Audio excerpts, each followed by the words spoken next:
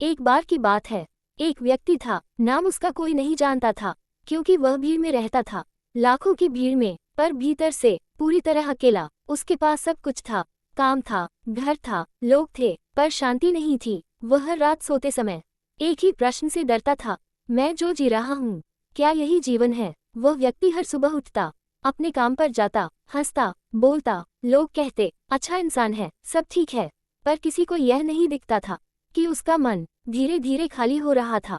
वह थका हुआ था, पर शरीर से नहीं, वह थका हुआ था अर्थहीनता से। उसने एक दिन अपने ही मन से पूछा, मैं इतना थका क्यों हूँ, जब मैंने कुछ किया ही नहीं।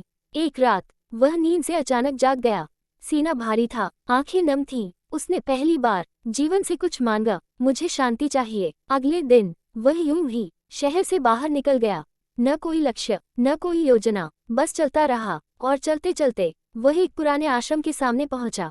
आश्रम में एक वृद्ध साधक बैठा था, न उसने बुलाया, न रोका। वह व्यक्ति पास जाकर बैठ गया।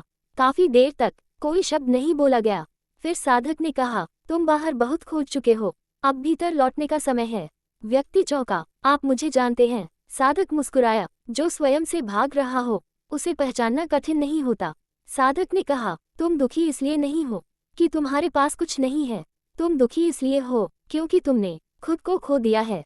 व्यक्ति ने कहा, मैं तो वही हूँ जो हमेशा से था। साधक बोला, नहीं, तुम वह बन गए हो जो दुनिया चाहती थी। वह चुप हो गया। पहली बार किसी ने उसके मन की परतें खोली थी। साधक ने आंखें बंद करवाईं, कहा, जो आवाज तुम रोज दबाते हो, आज उसे सुनो। उस व्यक्ति की आंखों से आंसू बहने लगे। उसे याद आया, वह क्या बनना चाहता था, वह क्या जीना चाहता था, पर उसने सब छोड़ दिया था स्वीकृति के लिए। साधक ने अंतिम बात कही, जीवन बदलने के लिए कुछ छोड़ना पड़ता है, और सबसे पहले छोड़ना पड़ता है डर, दिखावा और दूसरों की उम्मीदें। वह व्यक्ति उठा, अब भी वही था, पर भीतर से पूरी तरह नया। ये कहानी किसी और की नहीं है, ये तुम्हारी है, क्योंकि हर मनुष्य एक दिन खुद से मिलने निकलता है।